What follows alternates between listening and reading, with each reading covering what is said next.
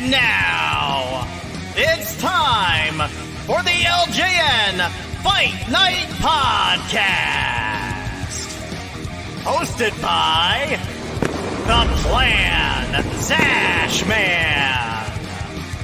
The Victorian Brother, Brutus Valentine. And everyone's favorite man, all up in smoke, Duarte the Pot. Ladies and gentlemen, they're ready to rumble, so let's go to the studio. Take it away, Zash Man. Hello, everybody. Welcome. We're back for episode 6, LJN Fight Night. Brutus down the bottom, waving away. How you going? Good, thank you. Yep. Good to see you all again. How the two Aussies doing? You guys hear me well or no? The DDP, we can hear you loud and clear. Perfect. How are you, buddy? What's happening? It's getting colder here, but everything's going good. Just have a little smoky for the Jersey Day, on Thursdays. That's it. No, that's your first one of the night, mate. Any diet? Sorry. Yeah. I would say in a second. What'd you say, Brutus? Sorry, I missed that. Just any day ending in Y.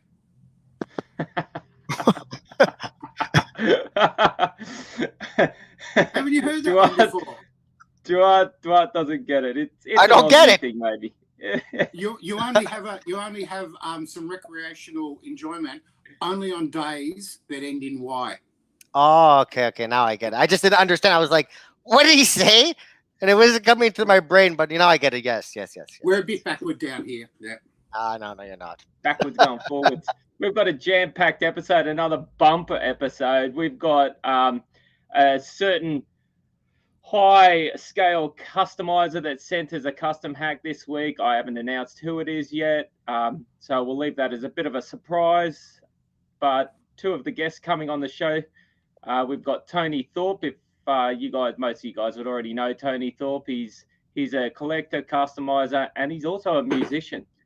Real funny guy too. Can't wait to get him on. So I'm going to just whack him up right now. Tony, how are you, champion? I'm all right, son. Thanks for whacking me up. That's it. It's better than whacking you off.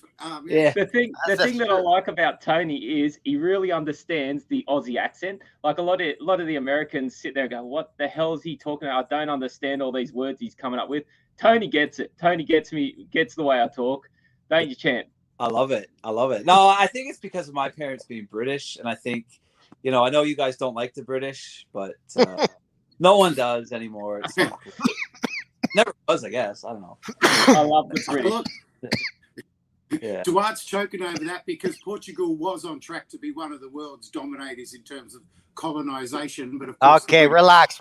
Portugal has always beaten England in the past 20, 30 years. Let's not talk about soccer. We're talking about figures. If we're going to talk about soccer, you're going to get me angry. The last World Cup, we did better than you lot.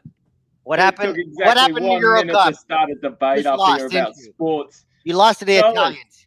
Calm yourselves down, boys. I'm bringing on a customizer that is really stepping it up in the custom world. He's doing a lot of the rubber stuff that a lot of us guys were only making resin heads, which everyone's always been happy with. Some guy named Amit decided, hell to this resin. I'm going rubber, and I'm going to do things that people aren't doing with heads. Let's bring him on. Hello, Mr. Amit. Hey guys, thanks for having me on board. Hi, Amit. Is it Amit? How's everyone doing tonight? Good. You got it right the first time, Amit. That's what I would have thought. But Aussies say everything with a slang. So what are you fucking saying, mate? We don't say nothing with a fucking slang. I'll fucking have you, right? You and your kangaroo fucking whining. And what are you laughing at, you little shit, right? I don't know how to do it. I only know how to do it. Yeah. Just close your nose, just like that. But it's good. We've got a great Canadian contingent, our Commonwealth cousins up north. That's right. We won't mention the Commonwealth Games as long as you don't mention the Winter Olympics. Well, that sounds fair enough. Yeah, that sounds fair enough to me. Yeah, we can keep it on the lowdown. Amit, while we're on you, champion, I'm going to show a few pictures of what you've been up to lately. So what have we got here? Talk us through this. So this was a Paul Bear that was made by a good friend of mine, Claudio. He's another fellow Canadian. He's out in Montreal, and him and I were talking, and he asked if I'd be willing to clone it, and we did it. So the process of the way this was made, this was a Captain Lou Albano. The arms are a Mean Gene, and I believe the head is a resin head from Uzash. Okay. Wow. I can see he's meant to be holding an urn in his left hand. So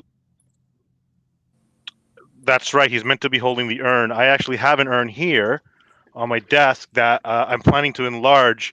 I don't know if you guys remember when The Undertaker was in his purple outfit and him and Paul Bear reconciled, and he's like, "Oh, my Undertaker!" And the urn opened up, and it's just a spotlight. Yeah, I feel like we need we need the big guy, Tyler Peters, doing his voice right now. Yeah, to do the voice. He was doing it for Halloween. I like how there's so much weight in that body of Paul Bearer, because Percy was pretty broad down around his guts. So that's really good to see. Yeah. So here we got another one by Claudio. So this Dusty, it was really hard to... So both of these are actually cloned by me. The originals are painted. So this was very difficult to clone because of how close the arm is. And if you see, there's a crease in the arm.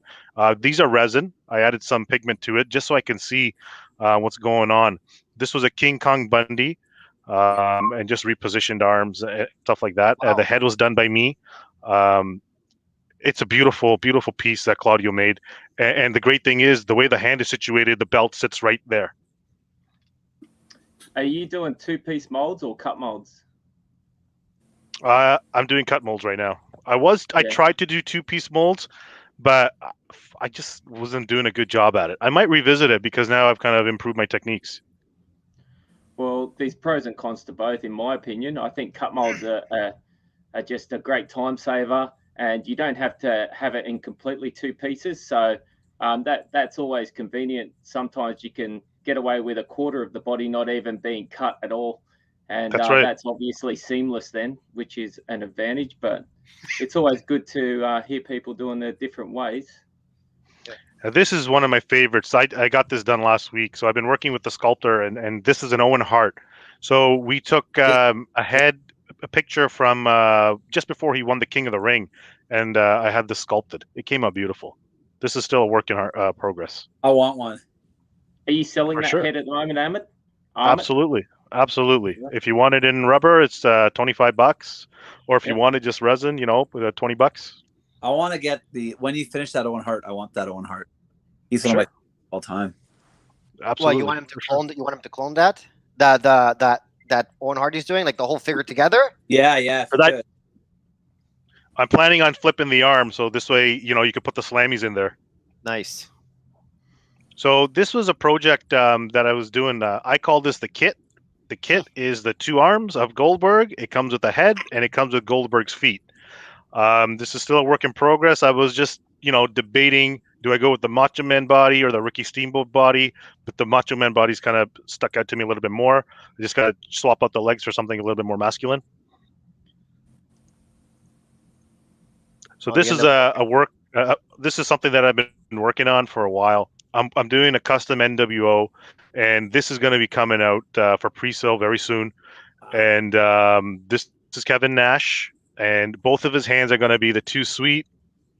And this is the original Outsiders outfit that he's got on. Wow!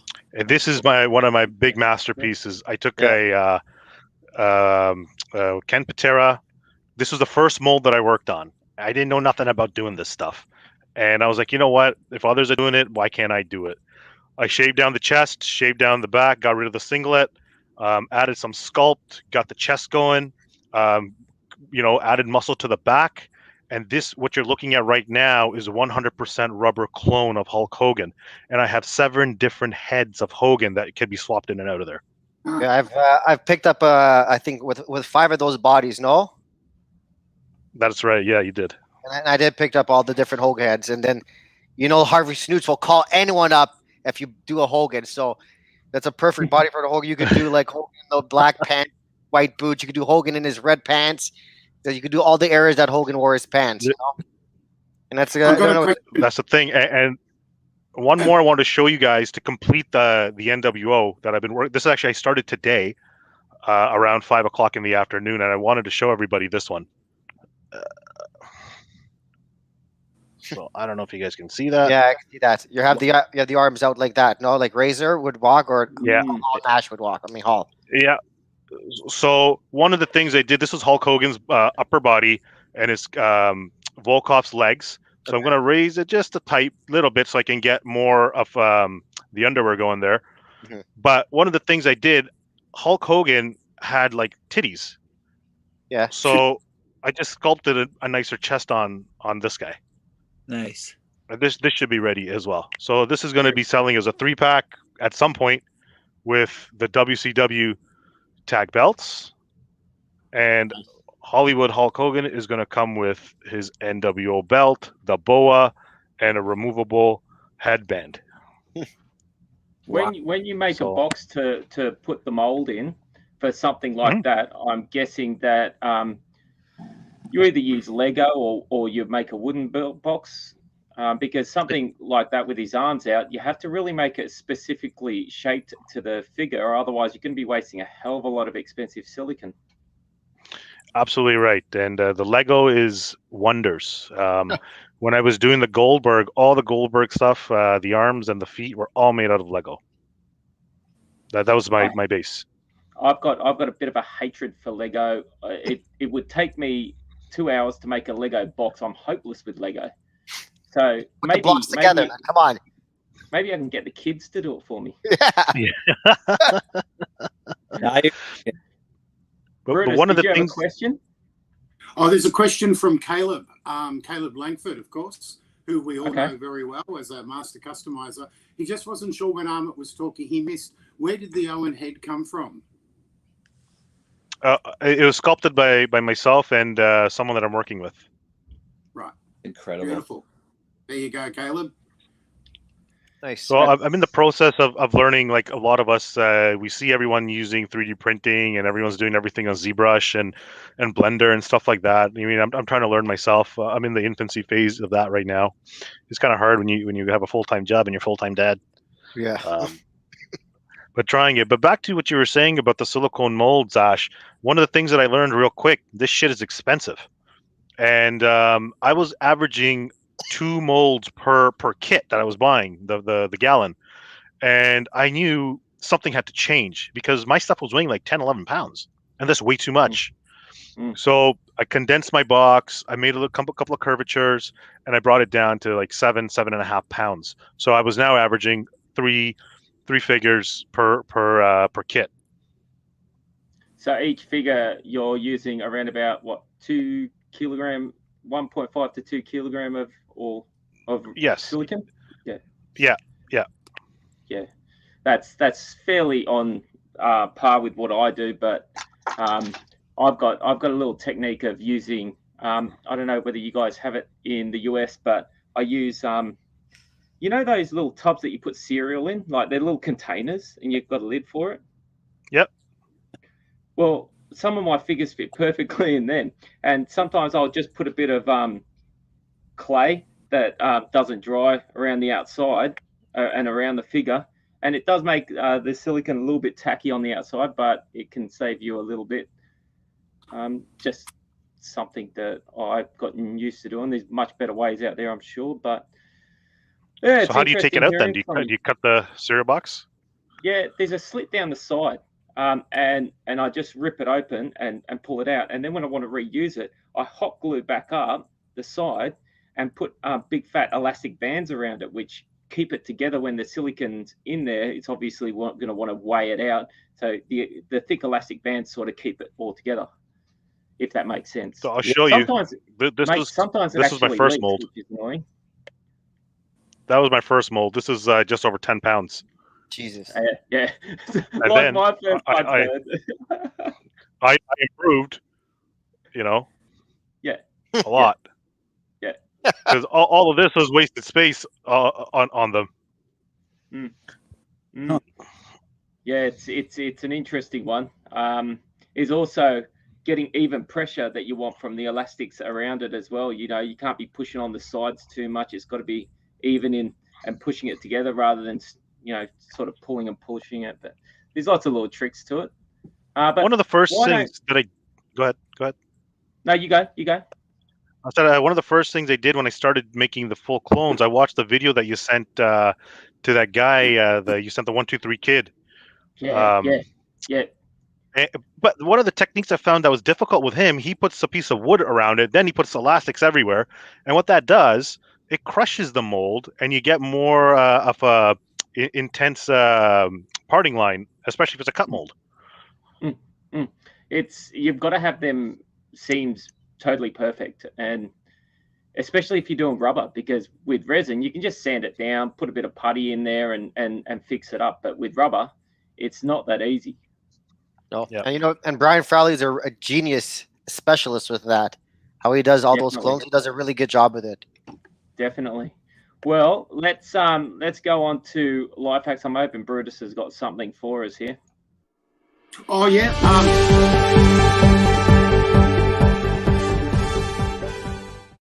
Right. Oh, I've got sound back. Oh, that close up gets me every time. Here's a short one. This is So can everyone hear me? Okay. I hear you, Chris. Yeah. Yep. We got you. So this one is from Garvey Hoots in Joints, Ontario. He says, "Hi, LJN Life Hacks." Garvey Hoots says, "I'm having some buddies over to my man cave basement on Saturday to check out the collection, talk classic wrestling, and watch old tapes from the WWF Golden Age. My question is for you guys. What snacks and drinks do you have when having an LJN man party like this? And what should I serve my buddies?" So a pretty sensible question we have this week. So I wonder what the panel thinks about what snacks do you like when you're getting into the old school, and what would you serve for your buddies? Cheese and meats. Cheesy meats or cheese and meats? Cheese and meats, man. Charcuterie board. Come on, Brutus. And some wine. That's what you do. You get drunk on wine. You eat good cheese and good meat. That's what you do. Well, I don't eat meat, so it's unfamiliar to me. So yeah. Well, sorry. What? I always thought you were strange. So you're a veggie. That's why we don't need the clothes. That's why I'm so skinny and pale. Right. Well, Brutus, I'd say you got to check into the SmackDown Hotel first. You got to sit down, open a can of whoop ass, you know, and start from there, and then turn on your videos. You know, I'm with this guy. Beer and pizza. Tofu, Pizza. What would be the beer of choice? You guys, some of you are close to each other, but Tony, you're a bit further away. Do you have regional beers that you prefer, or no? I stick with Stella or Heineken. That's it. Yep, same. Stella, Heineken. Yeah, the old traditionals. What about you, Zash? You'll take whatever's free. No, well, I don't care. I like a lot of the Aussie craft beers, but I don't care, mate. I'll drink it. If it's beer, I'll drink it. I hate beer. Really? I think it tastes like piss water. It's disgusting. I drink. I think it's disgusting. That's why I just drink wine or I drink cocktails. I can't stand beer. I'm the only normal host on this podcast. Honestly, I'm the only normal guy. Jason Ferrugia from Australia says DDP has magic cookies as snacks in his man cave. Yeah. And I would never do that to anyone. I would never do that to anyone. What'd you say, Brutus? Jim Brunzell saying he helped Don Morocco move some furniture in the 80s. And at the end of it, he said, Morocco gave me something that really made me see things I've never seen before. And then he said, that's good old magic mushrooms, man. That's for a different show if we're talking about magic mushrooms. Hey, boys, let's just answer this question from a Facebook user. Can you see who that is, Brutus? That's Jason Ferrugia again from Australia. Okay, Jason. Can rubber hands on LJNs be reshaped with epoxy or milliput, or is that too hard? Well, I've got an answer, but I'll let you guys go. I would say get new hands. Like, it's to reshape it, you're gonna cut it. I don't. You probably can if it's like a hand like that. Probably like slice it here and here, so that you could bend the fingers and maybe super glue it and hold it tight. Maybe, who knows? But I wouldn't try that. I would just try to buy hands if someone like made mold hands, because I know that Amit makes it, right? So I fixed hands on wrestlers just using a pocket knife and wires, like staples. But I would, stay if away. it's to fix the finger, I just put a wire and just whatever. I'd put the epoxy. But if I want to reshape it, I just look for someone who's selling hands that are already cloned to make different shapes. There's guaranteed people out there that do that for sure. Caleb, I if agree. you're listening, Replace I'd like it. to hear your answer on this question too, if you're still listening. But in my opinion, I think anything can be done, but will it last? Yeah. When you're dealing with small, flexible things like that, you don't even need to flex it for the epoxy to start coming away off a hand. It's just a very dangerous sort of territory. If you're making something to mold and cast, then fine, because you can just break it when it comes out, and you can be able to pump out as many as you want. Then often I'll do something where I know the original isn't going to last, but it's something that I have to do to make the mold. And once I've made the mold, the figure can break when it comes out, because I can pour as many as I want then, and it's going to be fine. So depending on what you're doing, mate, anything can happen, but it probably won't last. That's my opinion on the answer. Caleb has said he's reshaped hands before, so there you go. Caleb's done it. What Dwight was saying before about sticking the middle two fingers down and making that, I've done that with a snooker before. I super glued the fingers down, and they lasted. I think now that belongs to Joe Sprox from memory, and he hasn't said that the fingers are pulled away or anything, so that worked, but it wasn't with epoxy. Caleb's also said, but prefer to get new hands. Yeah, exactly. So I think we're all in agreement. Look, give it a go. I mean, you might do it a different way to us, and you might make it work. Who knows? Yeah, exactly. But I'd like to hear some stories from Tony, because last time we saw him on the Figure Guys, I won't give you the solo layout because that's just cruel. We'll only do that to Brutus.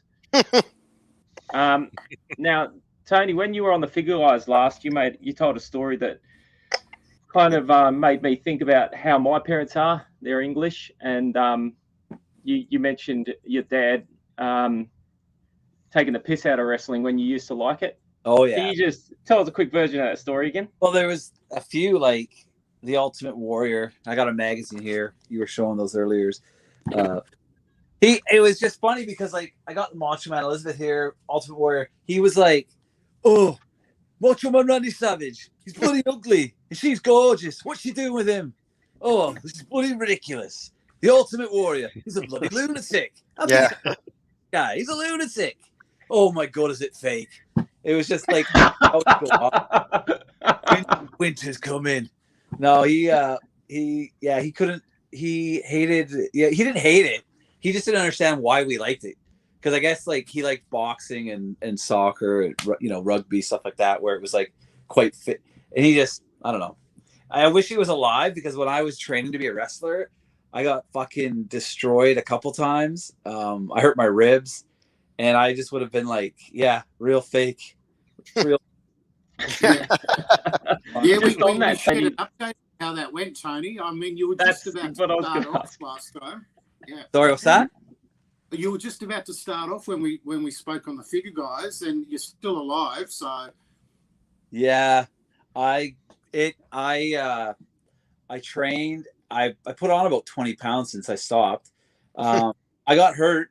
I took a bad bump, my ribs, and I missed a bunch of training. I fell behind, and I'm gonna get back at it soon, though.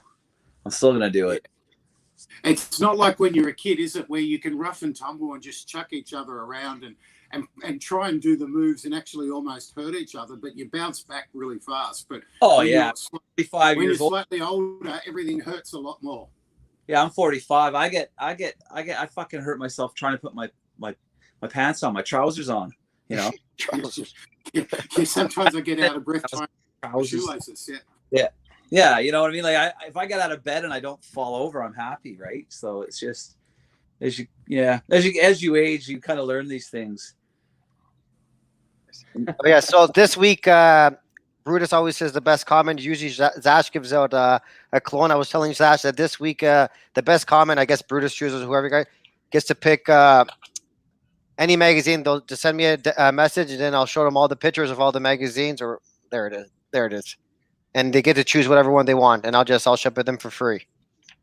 Oh, well, there you have it, guys. You've got half an hour left on the show, approximately, to comment like shit crazy. Because last week, camera away from me. You said only Brutus gets it. Oh yeah, I did say that. Sorry, I'll exit it.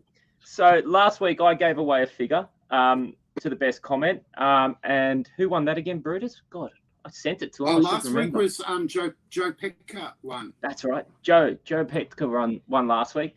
So guys, just say any shit. We don't care. Just say anything that comes to your head. Nothing is stupid because you're listening to us, and that's probably stupid enough, that you're listening to our bullshit. So there's nothing you can say that is worse than what we're saying right now. So say whatever, and you might win your choice of a magazine there from Duarte. So get onto it, and welcome back, Tony. And get onto it. Yeah, get on. You mind if I throw something in there, Zash? Why not? Go for it. If you got some good comments, I'm willing to give some of my rubber heads that I have on catalog here. Send me a message during this. Just mention astonishing, because that's what I am now, according to Bruce, right? Yeah. The astonishing Amit, and I'll ship you 5 heads, $15 a piece, anywhere in North America. Well, Reference to the show from Amit. Well, there you go, guys. So you heard it from the man himself. So get them comments coming through, and right now we might shoot on over to one of everyone's favorite segments, DDP.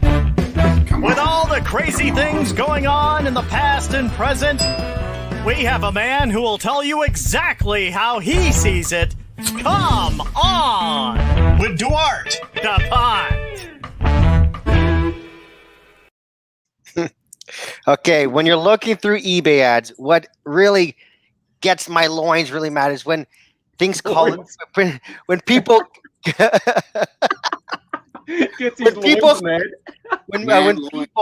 when people call these guys finger puppets. They're not finger puppets. They're fucking thumb wrestlers.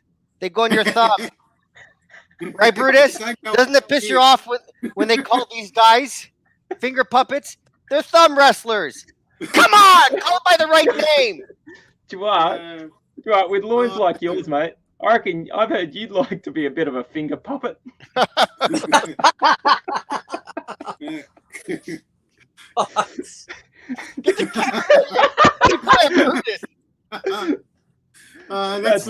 you're right. You're spot on there, DDP. Those people that finger puppets, where they get that from. And I must say, if you ever see one of those finger puppets that Duarte was holding up there on eBay, well, there was one special one there. I'd buy that one straight away if I were you. Which one? This one? The other one. Andre. That one's the Joe Gatter one? Yeah, this is the Joe Gatter. And what I like about it, it's rubber, and that's what I like, because the other ones are all rubber, So you want them to bend as well, and it's perfect because the paint doesn't chip. That's a perfect Joe Gatter thumb to go with, Andre. There's your next challenge, Amit.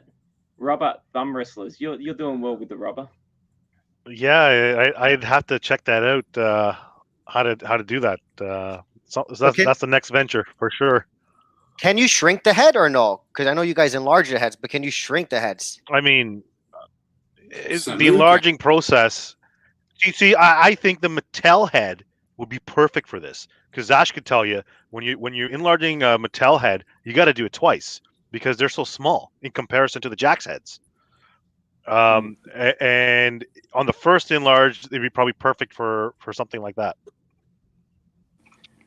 100% right. I mean, the smaller the head, the harder that friggin' thing is to get to the right size, because I don't know about you, but if I enlarge it twice, a lot of the time it'll turn out warped the second time. I struggle. If I can't do it in one hit, I struggle. That's right. Yeah.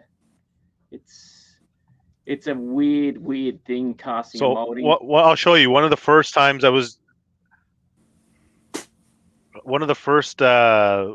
doing long hair. I try to avoid long hairs as much as possible because they're difficult to do.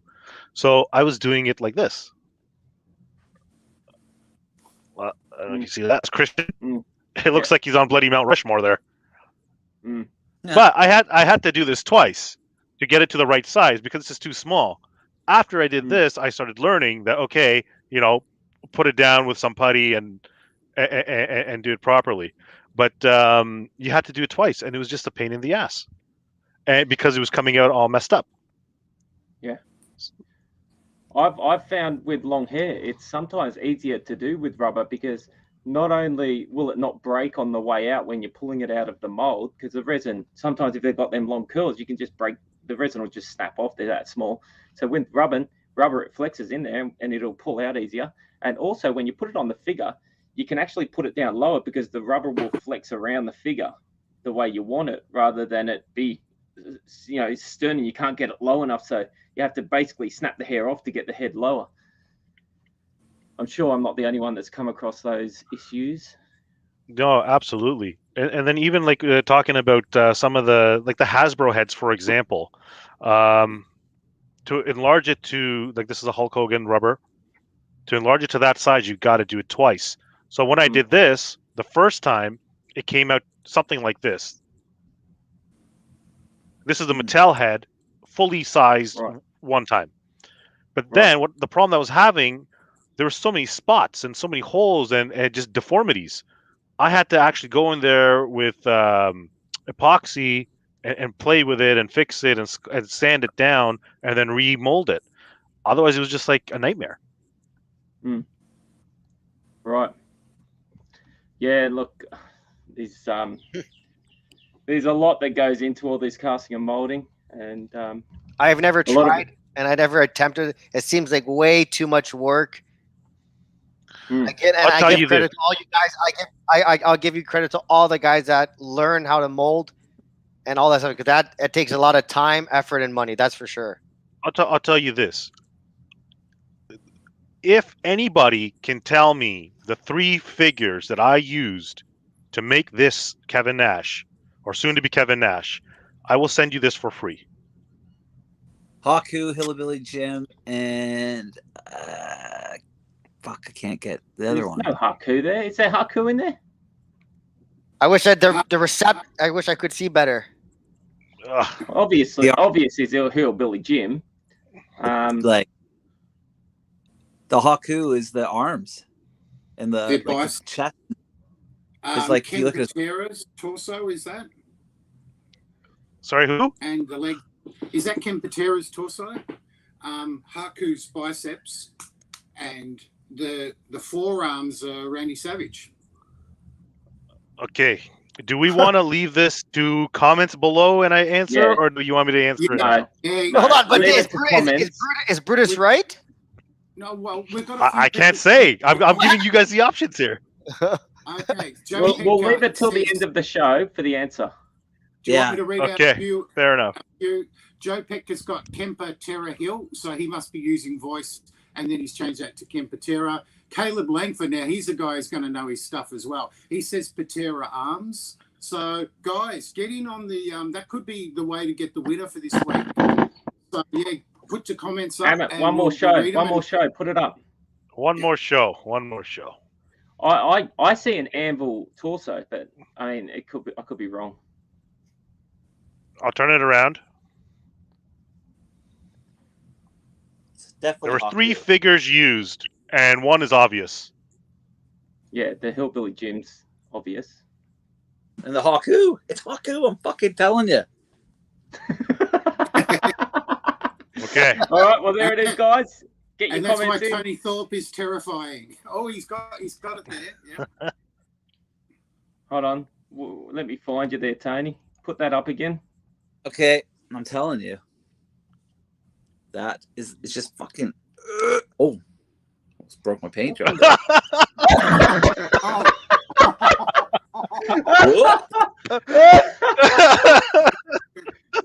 There's a rubber You saw clone. it here on LJN Fight Night. Tony's ruined his haku. There you Oh, go. this isn't a- These toys clone. aren't for play. That's Oh my priceless. Hey God, guys, that is funny. I just want to show some pics to everyone. Our mate Kevin Swales, who is a fan of the show, and he's put some pictures on recently of meeting up with Mick Foley. Mick Foley. I love got how his he's wearing the Foley same. coin. Yeah, I love how he's wearing plaid. Yeah. I messaged him and I'm like, it's hilarious that you wore that. And he told me that there was like another 40, 50 people that were wearing the same thing to match with him because I guess he always wears that, I'm assuming. Yeah, I reckon it's an awesome picture. And another something that Kevin sent me personally was this right here. That's Kevin Swales when he was young. No way. I can't That's believe amazing. I can't believe he didn't always have a beard. How weird. But I know it's hard to see, but right there is in the circle is Kevin Swales in the crowd That's watching this.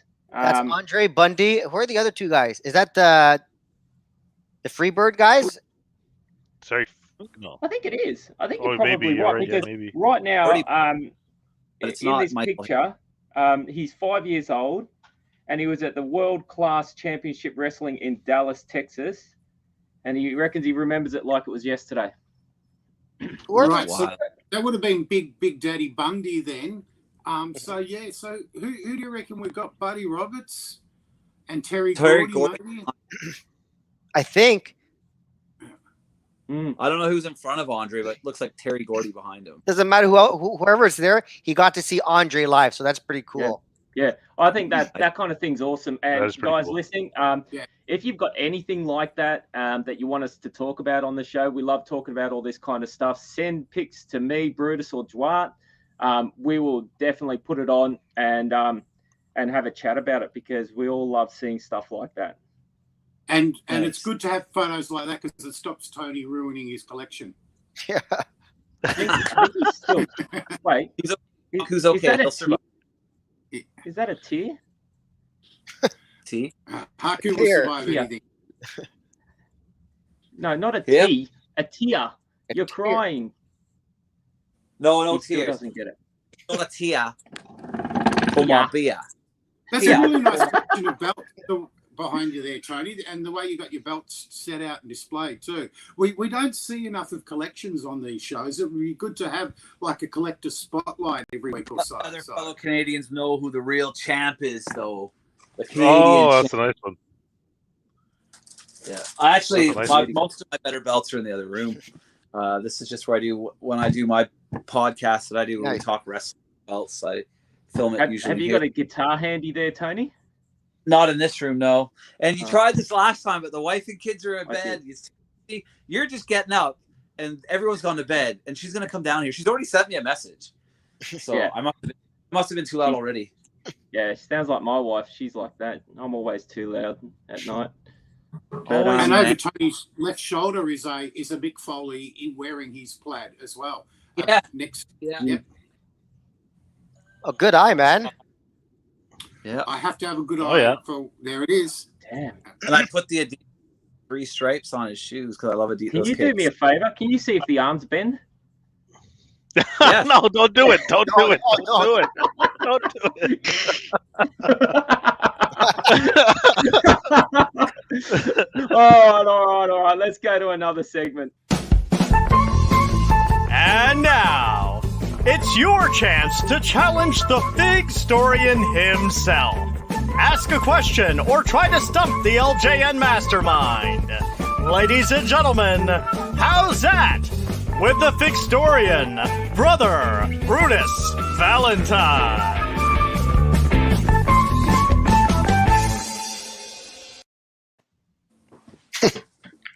It's like a mugshot. Got nothing. No questions this week, but I can give some information. I don't Actually, my collection has never been spotted, except it forms most of the images in the book. But one of the things people often ask about is you see 5-backs mint on card online, and sometimes I'll go on and do a comment and identify when that particular 5-back came out. Now, in the book, I actually did a section on that, on the card history, and it's quite dense, and people might not have read it all. But to give you an idea, I think there's about 44 different cards LJN used. And we've said this before on podcasts, but the LJNs with stands did not come out first. It was the first LJNs were the 5-backs without stands, and you identify them because they have a narrow bubble, and subsequent to that, the bubbles had to increase to fit the stand in, and then on those first 5, the bubbles stayed wide. So sometimes people get a 5-back, a 1984 5-back made in Hong Kong, and that will have a narrow bubble and will have no trademarks on the card. And that's going to be from about the first 4 or 5 production runs of Hulk Hogan and the first couple of production runs of the other 4 figures. And when we were talking about molds, we had the customizers today talking about molds. They were made with aluminium molds first off, with an expected life of 50,000, because they weren't expecting the line to take off. So they had to make mold after mold after mold. And then at some point, they changed to the steel molds, which are the beryllium molds. So everything from the second wave onwards had steel molds. But then in 86 and onwards, they topped up in Hong Kong with aluminium molds again. And sometimes you see the P1s, P2s, W1s, W2s. They're more likely the aluminium cheaper molds as a top-up, just to add some more figures to the big steel molds, which used to make 100,000 plus figures. So it's a mold extravaganza tonight, and if you could see my jocks, you'd see even more mold. That's pretty interesting to me. Why wouldn't they have just gone with steel anyway? How much extra could it have possibly have been to make it out of steel? Steel's cheap. I don't know the ratio, but it's at least 4 to 1 cost difference, and aluminium's faster as well. And so it's like the line wasn't expected to be successful. And when it launched around about late February, early March 85, sales were slow. And it was after WrestleMania, and when they got the wider distribution. Which WrestleMania? WrestleMania 1. 1? Nice. 1. And then in 1985, the summer of 85, especially June, that's when it went absolutely crazy. And they couldn't keep up production, and of course it took ages to get the next 4 out, and the story kept going and going all throughout 86 until 87, where it went downhill. Okay, you're speaking about mint on cards. Have you ever seen the no stripe Blair or the no snake on a card? Does that even exist? I haven't seen the no snake, Jake, on a card. And if I did, I'd be looking down here to try and get it, but I've never seen it. I thought I saw an image of a Blair. This was in the research I was doing about 2016. It was a UK one. I didn't save that image because I used to just collect images and images and images where I saw something unusual and compare them. Yeah. And I didn't have that image, and so I can't confirm that. So I'd have to say, because I can't prove it, no. No for either. Interesting. And now, do you think the Slaughter belongs in the collection? In the collection? Yes. How many? I would say 4. 4. He's right. Right. So ding, ding, ding, ding.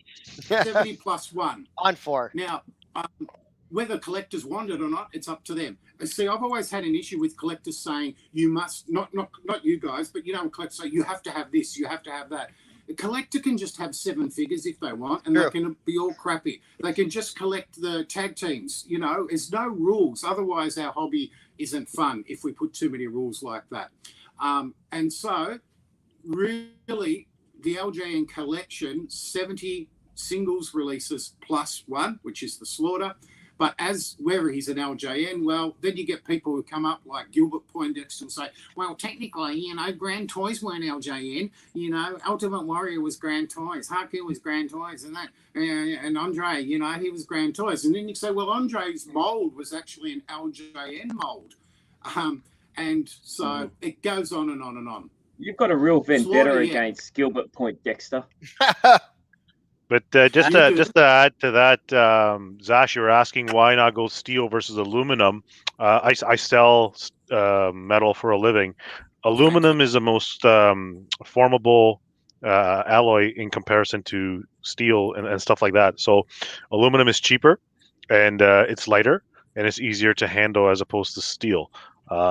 Steel corrodes quickly and it breaks down more quickly than aluminum would in a concept like this. And so I can more quicker than beryllium. Beryllium was what they used. Does that give you any more insight into its properties? I'm not too familiar with beryllium. Okay, yep.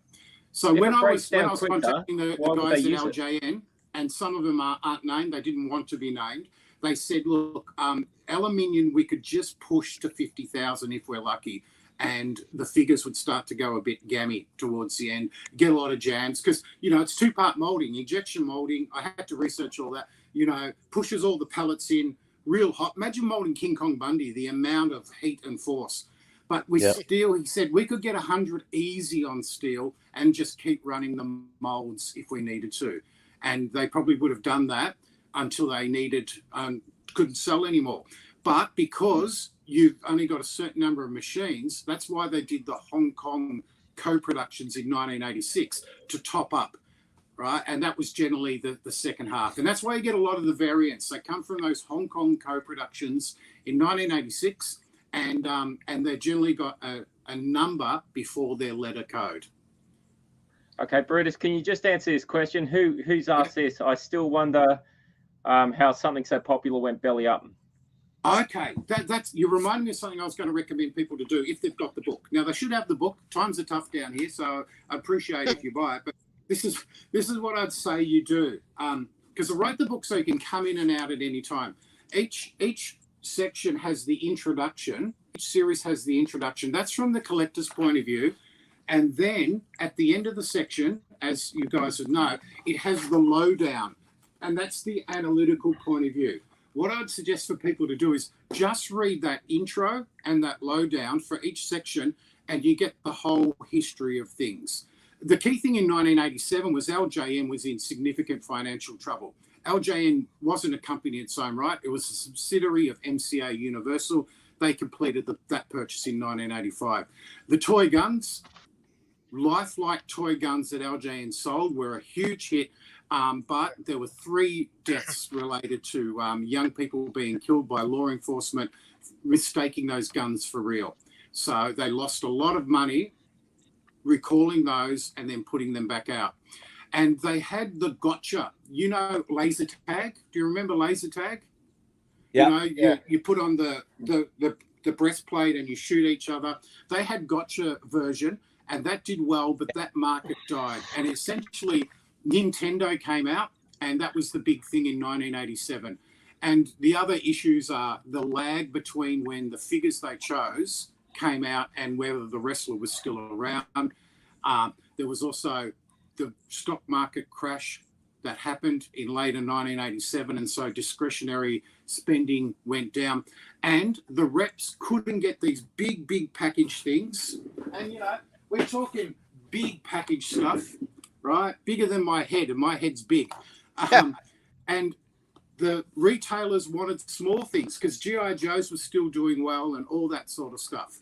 So in 1987, those things were happening. And so I've got that in the lowdown section after Series 3 and Series 4. It's good to read. And by 1988, they were essentially stuffed, really.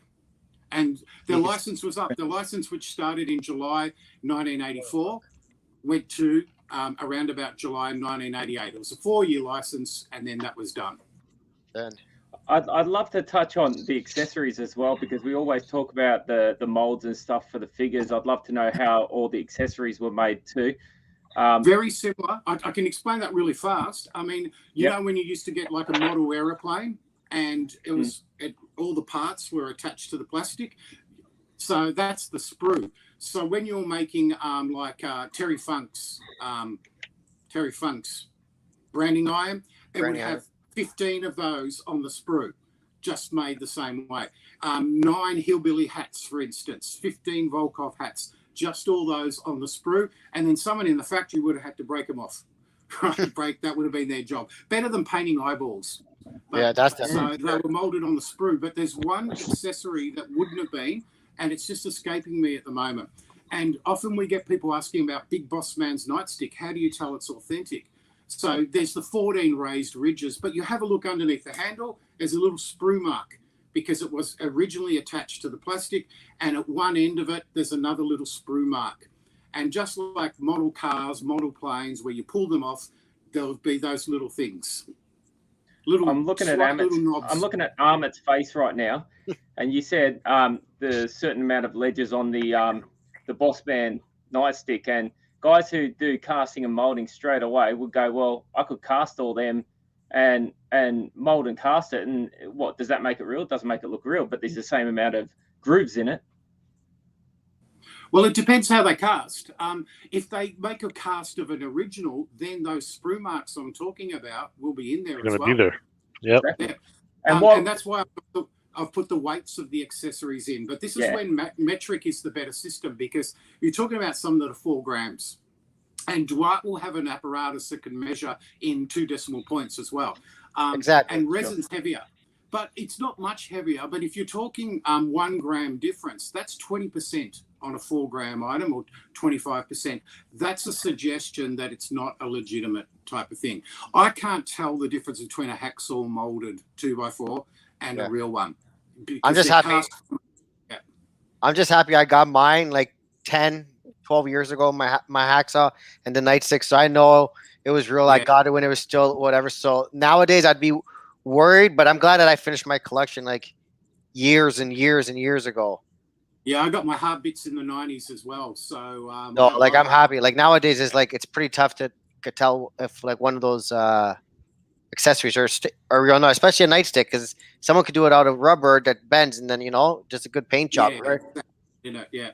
I mean, the other thing you say is you got to feel it, because you know the feel. But if someone's never had one or seen one or felt one, so when guys message me, I have to go to the cabinet and pull out the nightstick and have a look at it again and do a comparison. But yeah, it's a tricky. The nightstick is not painted. The nightstick's not painted, isn't it? The vinyl's already black. They're using black pellets, like the killer bees and their dark skin tone, just a slightly different pellets. And so for what Amit's explaining, and some people might not realise, the plastic that they use, it's not rubber. We call them rubber, but rubber's a natural thing from a tree. It's pellets. They pour in big hoppers of pellets into the injection molding machine. They go down, it gets heated up, pressed together in 2 parts. Then you get that seam around. And then after about 2 minutes, King Kong Bundy comes out. Some poor Chinese kid has to make sure there's no PVC left in the mold, and then the next one happens, and they chuck him into a hopper. The couple of things I've never been able to work out, and you guys will know this better, how do they get the paint to dry so quickly? Because it got passed on from station to station. Industrial paint must have some sort of treatment where it can dry. So there's no smudging. There's generally some mist painting, but you don't see smudging. So, and it's not like they said, let's wait 2 days for the eyes to dry, and then we'll do the eyeballs. So that's one thing I haven't been able to sort out, what sort of paint they actually used. Whatever paint they used was definitely like really bad for them. They're probably like all dead from smelling all that toxic paint. All the lead, Well, lead was out of a lot of toys by then, but kids used to love a lot of dolls. Girls' dolls were painted with lead paint, and they used to like licking them because there's something about the taste. Like when you used to lick pencils. Yeah. But very bad for your brain, but not as bad as being hit by King Kong Bundy. Never affected you, Brutus. Brutus. Before we shoot on to customs of the week, there's one thing I wanted to show you guys. It's a Hasbro, and it's a Valentine I don't know whether you guys have seen it on the Prepo Facebook page. They deal in, they, show a lot of the very rare stuff and prototypes. This one is similar to one owned by Matt Cardone, and it's a prototype Valentine Rhythm and Blues. Mm-hmm. It's an auction on there at the moment. Apparently there's 10 of these in existence, or there was 10 in existence. 6 have been found, which includes one of the 2-ups. This one is not a 2-up. Now the bidding is starting at $22,000. Minkia. Oh. It's currently up to $22,500 current bid. Wow.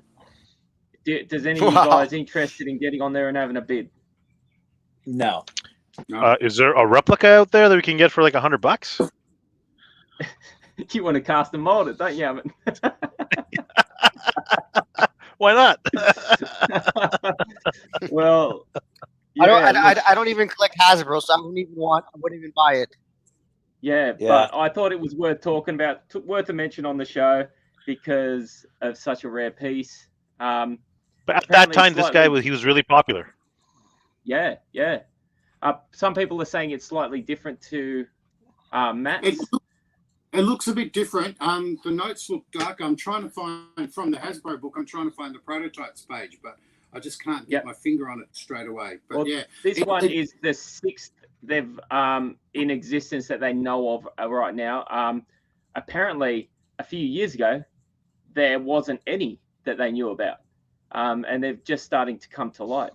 So, I'm no expert at this kind of thing, but you'd certainly want to be sure at that price, wouldn't you? 100.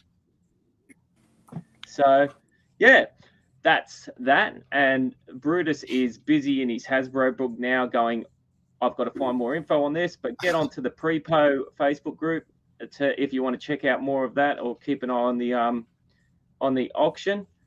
But I think we're running out of time, so we've got to shoot it straight on over to Custom Hacks. And I still haven't told you who this week's hack is coming from. Last week we had Kevin Swales, which did an awesome hack. So let's waste no more time and see who it is. Are you a customizer? New to the game? Or looking to learn some new moves?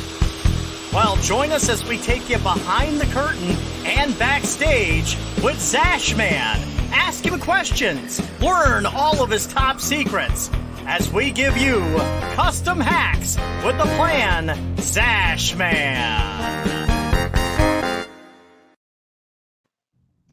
Thanks, Zash, and them for having me this week. Sorry, I'm in my car. I'm on the go.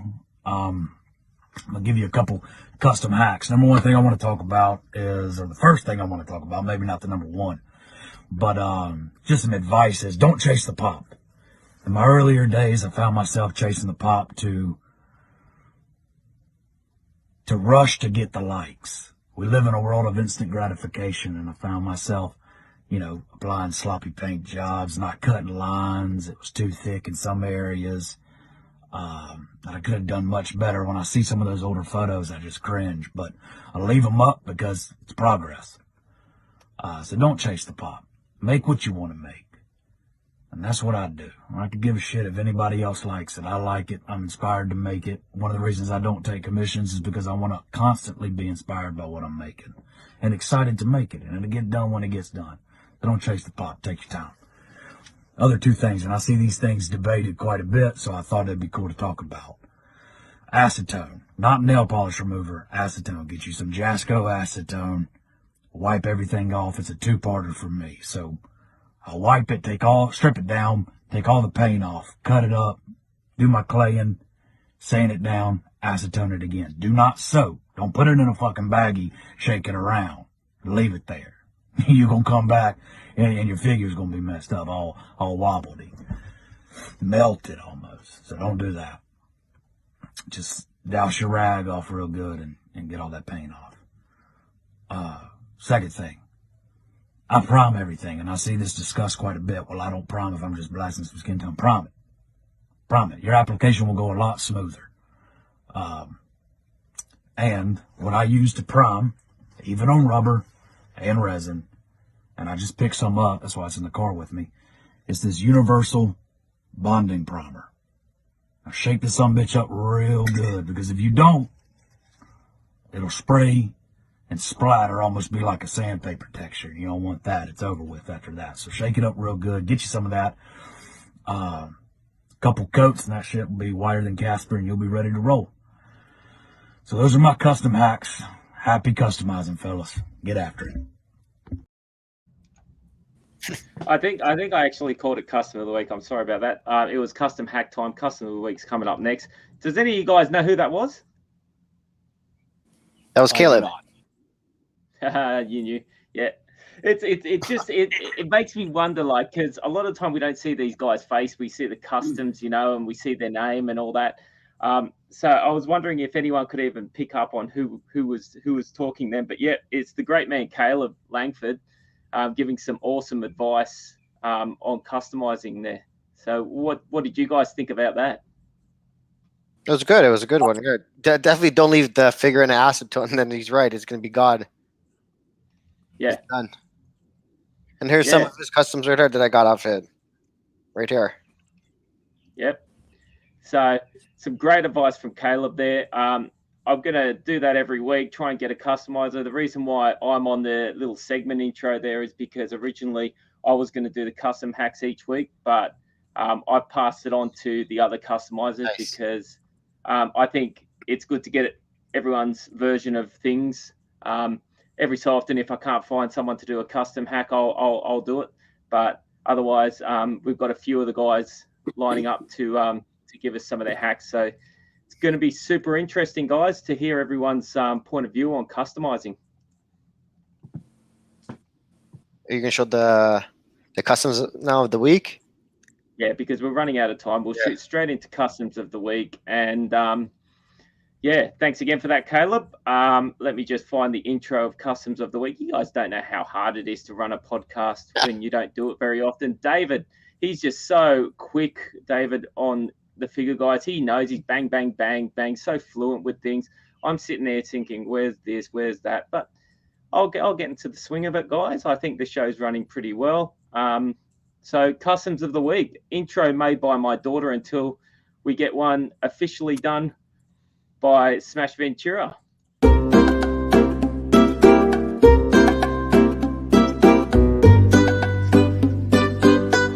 Customs of the week.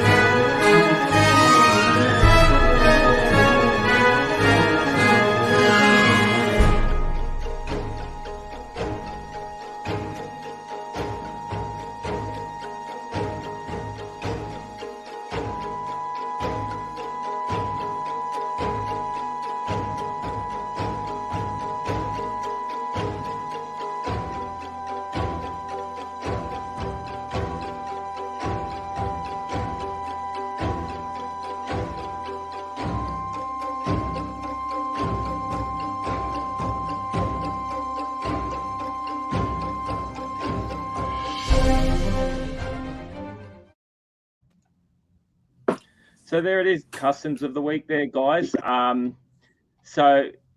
Messages, let us know which ones were your favorites. I think we saw a lot of whips and a lot of finished projects there. But a couple of the heavy hitters that I noticed there was Claudio. Yeah, Claudio's been doing a lot of great work recently. Claudio. he's coming along leaps and bounds, that guy, and he's a bloody great guy too. And just going to give away a bit of info. He's coming on the show next week, so we'll be able to chat to him next week. Nice. Another Canadian. That's it. Another Commonwealth. Now, Caleb, another Commonwealth. Caleb, so we've got an awesome figure made by Caleb and also done by Justin Bennett, who obviously got a copy of the clone of it. Brutus, I saw a comment you were quite impressed by this one. Oh, yeah, and it's like what we were talking to Jason about last week. We're starting to see more figures caught in an action pose, in mid-action. And, I find that really impressive. I mean, that's taking the sculpting to a new level. And that's one of the few times I was engaged last week online. So, very good. Another one from Caleb was Inoki. Yeah, that's a which good I one. thought was also very impressive. But yeah, lots of great great customs put on the LJN Elite Customs figures page this week. Remember to get them on there, and we can talk about it at the end of the week. Also want to thank all the groups that support the podcast. Get in there and show it on their groups and stuff. Looking through the comments here, I also want to thank Barnes, our sponsor of the show, who help out with prizes and stuff like that. When I'm giving away figures and stuff, they're helping me out, so helping me help you. Looking through all the comments here, I think Duarte is going to pick a comment this week. I can't even see the comments. I can't even see the comments. I said let Brutus pick it because he can see all the comments. Okay, so he's leaving it to Brutus. I'm going to give the prize for the person who got closest to the pieces that made up. Are you gonna do that here, Amit, or later on? What? I can do that now if you want. We can talk about it right now. Okay. Well, we'll let Amit go first. Okay. Amit, what were you doing again? What was your deal? So we had the Kevin Nash body. Mm. And everyone was saying Haku top, right? Torso's top Haku. That's the Haku torso. And that is incorrect. What? Incorrect. Incorrect. So the correct answer he broke his figure for nothing. Ken Patera arms. It is. Okay. So Ken Patera's arms were cut right from the elbow and opened up and repositioned. One. Two guys that got that from memory here. So was it two guys? Caleb. So who? So here he has a vest on. I don't know if you guys can see that. Yeah. There's only 3 figures that have vests. Cowboy Bob Orton, which this is not. There's Outback. Outback. This is not Outback because that's another common one that people use. That's so this, my friend, that's Axe. is Demolition Axe. There you go. Grinded down, everything removed and resculpted. Fantastic, yeah. Wow. That's not fair. Recount. Life's not fair. Welcome to Canada. Yeah. Okay, well that's that. We all got it wrong. Closest guys were Caleb and someone Facebook user. I can't read who it is, but they said Ken Patera arms. So, guys, you win a pineapple. I'm sorry to say. Brutus, over to you. Okay, so I reckon therefore what we need to do is find a comment of the week. There's quite a few coming in from Australia actually, and one that Brian Ravington made was "Call the Fire Brigade because DDP is up in smoke again." But the other one that took my notice, apart from Caleb's magnificent contribution, and you can't put anything past him. When we asked about the snacks in the LJN life hacks, Alex Raleigh Tomeo just said the most sensible one: pizza.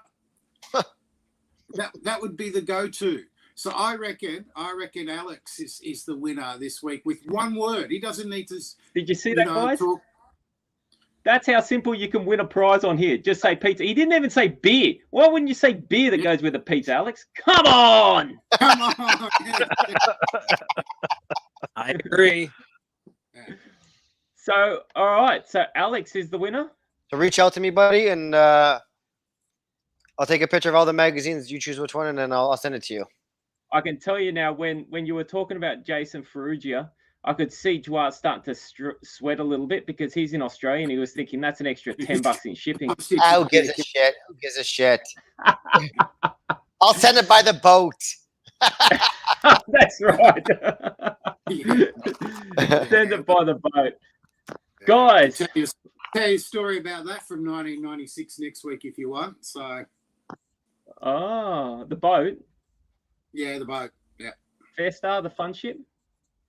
No, the boat bringing over the figures. But anyway, that's a story for okay. I thought you had a naughty tale from the Fair Star. No. And what should I tell you about when I sold my car to buy beer and food for a WrestleMania 4 dress-up party? Oh, I can't wait for next week. We're going to have tons of stories from Brutus. Look at him. His mind boggles. Whenever we're stuck on the show and we go, I don't know what to do for this segment, we contact Brutus and he comes up with some shit. He'll always have something. So, comes up with some shit. I'm looking at 50 books of some shit. So, yep. All right, guys, it's late. Thanks for tuning in. That's all we've got time for. Thanks for coming on to our guests, Tony and Amit. And yeah, we'll wrap it up and we'll see you all next week. Thanks, guys.